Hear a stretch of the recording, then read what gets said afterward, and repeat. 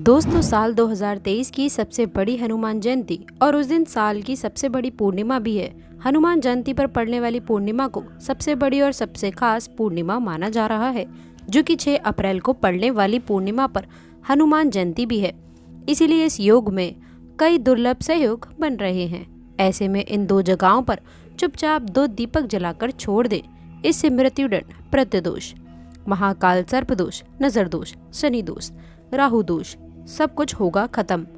किस्मत के लग जाएंगे 4 चांद, महालक्ष्मी दौड़ी दौड़ी चली आएंगी, कंगाल भी होंगे धनी।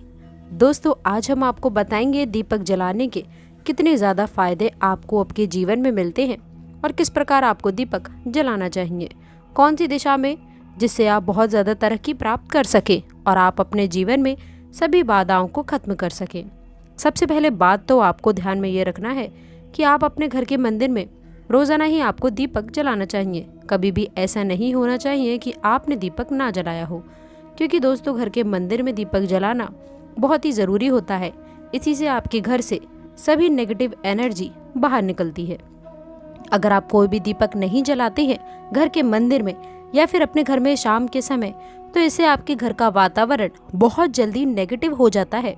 आपके घर की परेशानियां भी बहुत ज़्यादा जल्दी बढ़ने लगती हैं। घर का जो मुखिया होता है उसे बहुत ज़्यादा ही मेहनत करनी पड़ती है, जिसकी वजह से परेशानी, डिप्रेशन और टेंशन में घर का मुखिया पहुंच जाता है।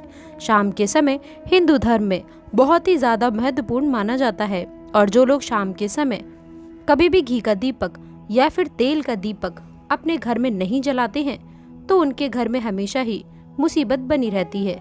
यानी कि एक मुसीबत से निकलते हैं तो दूसरी मुसीबत में उससे पहले ही फंस जाते हैं और हमेशा ही धन की समस्याएं, परेशानियां बढ़ती चली जाती हैं। उनके जो बच्चे होते हैं वे भी उनके खिलाफ होने लगते हैं, उनका कहना बिल्कुल भी नहीं मानते हैं। इसी तरह से घर का पूरा माहौल ही दुखपूर्ण होने लगता है। काफी लोग इन चीजों को मानते भी हैं, लेकिन जानते हुए भी उपाय नहीं कर पाते हैं और भूल जाते हैं। उन्हें इन चीजों से होने वाले नुकसान के बारे में पता नहीं होता है। इसीलिए रात को एक घी का दीपक या फिर तेल का दीपक जलाना बहुत ही ज़रूरी होता है। यदि आप नहीं जला सकते हैं तो कोई और व्यक्ति आपके घर में दीपक जला सकता है, लेकिन रोजाना दीपक जलाना बहुत ही ज़रूरी होता है।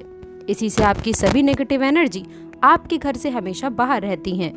दोस्तों, शाम का समय ऐसा होता है जिस समय नकारात्मक ऊर्जाएं बहुत ही जल्दी प्रबलित होती हैं और आपके घर में प्रवेश कर जाती हैं।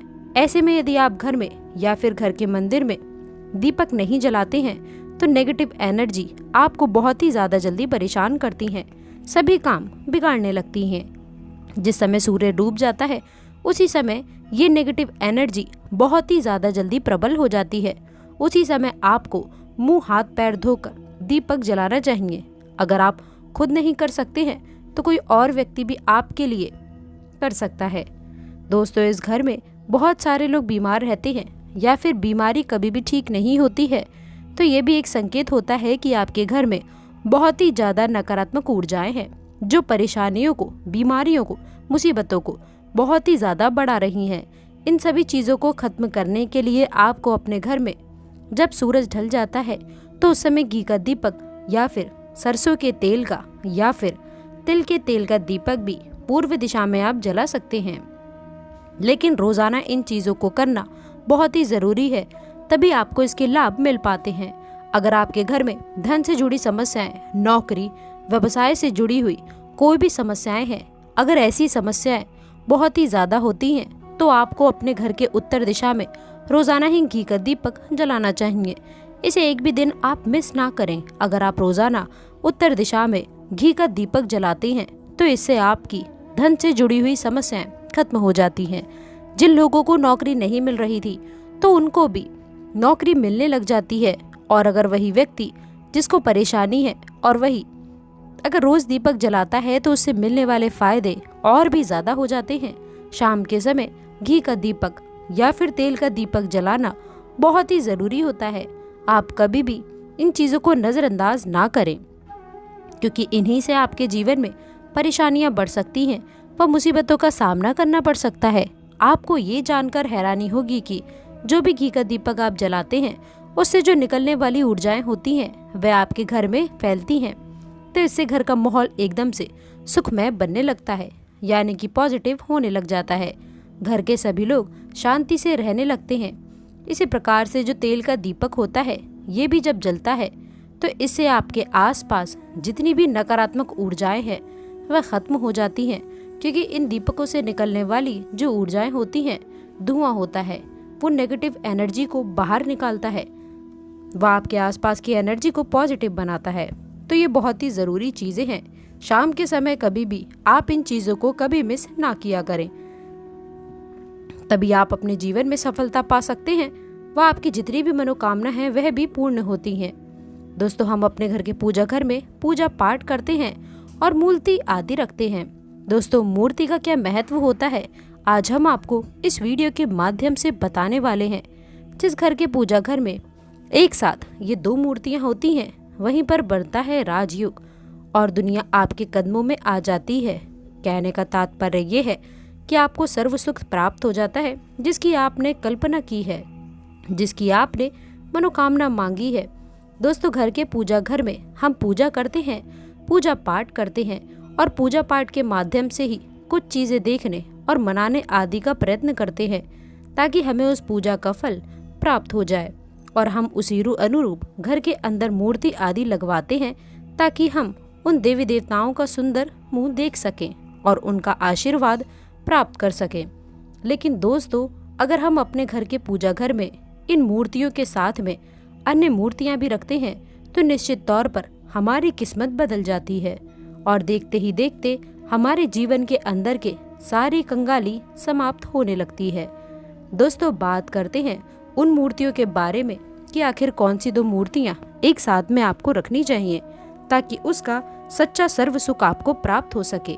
और सबसे पहले अगर हम किसी मूर्ति की बात करें तो दोस्तों, अगर आप श्री कृष्ण के भक्त हैं और बाल गोपाल की मूर्ति रखते हैं तब आपको भगवान श्री कृष्ण के साथ माता रानी राधा जी की मूर्ति भी आपको जरूर रखनी चाहिए। दोस्तों, ये भगवान कृष्ण की अगर आपके घर में तस्वीर है तो इसके साथ राधा जी की भी तस्वीर संगीत के जोड़े के रूप में आपको लेकर आनी चाहिए। दोस्तों, ये प्रेम और एकता की एक ऐसी अनोखी मिसाल है कि जिस घर में इन दोनों की तस्वीरें होती हैं तो समझ लीजिए उस घर के अंदर किसी भी प्रकार का ग्रह कलेश नहीं होता है। पति पत्नी और परिवारजनों के बीच में भी परस्पर प्रेम रहता है। वह घर में धन धान्य में अपने आप ही बरकत होने लगती है। इसलिए ज़रूरी माना गया है कि अगर आप भी इन मूर्तियों को रखते हैं तो निश्चित तौर पर आपके जीवन में अपने आप ही फायदा प्राप्त हो जाएगा। दोस्तों, कई लोग अपने घर में माता लक्ष्मी की पूजा करते हैं तो सोचते हैं कि भगवान विष्णु की भी पूजा करें या ना करें, या फिर उनकी मूर्ति साथ में रखें या फिर ना रखें। दोस्तों, हमेशा भगवान श्री हरि विष्णु जी और माता लक्ष्मी की पूजा आपको एक साथ करनी चाहिए। दोस्तों, देवादिदेव महादेव भगवान विष्णु और भगवान ब्रह्मा जी तीनों ही देवताओं को सर्वशक्तिमान देवता माना गया है और त्रिदेवों में भगवान विष्णु जी को भी पूजा जाता है। तो अगर आप अपने घर के पूजा घर में लक्ष्मी नारायण जी की संयुक्त रूप में पूजा करते हैं तो निश्चित तौर पर आप में दिन दोगुनी, आपके घर में रात चौगुनी वृद्धि देखने को मिलती है। दोस्तों, इसीलिए आप भगवान विष्णु जी के साथ माता लक्ष्मी जी की भी पूजा करें। अगर माता लक्ष्मी की अकेली तस्वीर है तो आपको उनके बाएं तरफ भगवान श्री गणेश और भगवान श्री कुबेर जी की मूर्ति या तस्वीर अपने घर के मंदिर में जरूर लगानी चाहिए।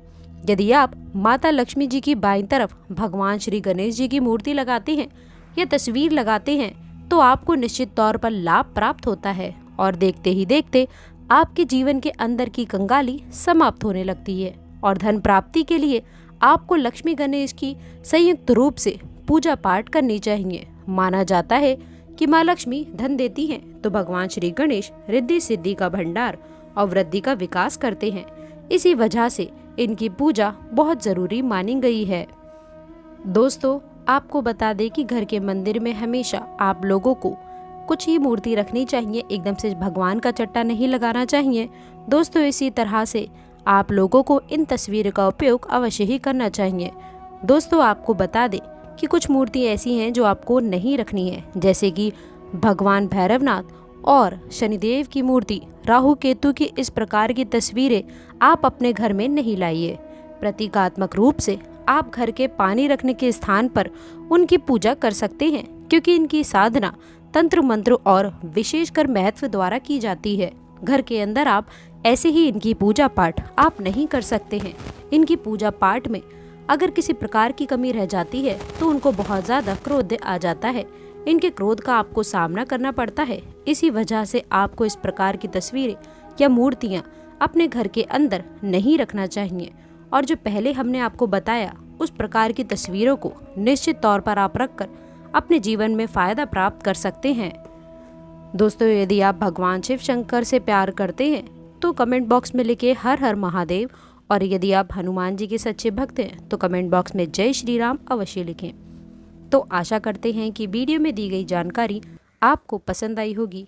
वीडियो अच्छी लगी हो तो वीडियो को लाइक करिएगा, अपने दोस्तों के साथ इसे शेयर करिएगा। अगर आपने अभी तक चैनल को सब्सक्राइब नहीं किया है तो प्लीज़ चैनल को सब्सक्राइब करके बेल आइकन ज़रूर दबाइएगा, ताकि आने वाली ज्ञानवर्धक वीडियो आपको सबसे पहले मिले। तो दोस्तों, मिलते हैं अगली वीडियो में।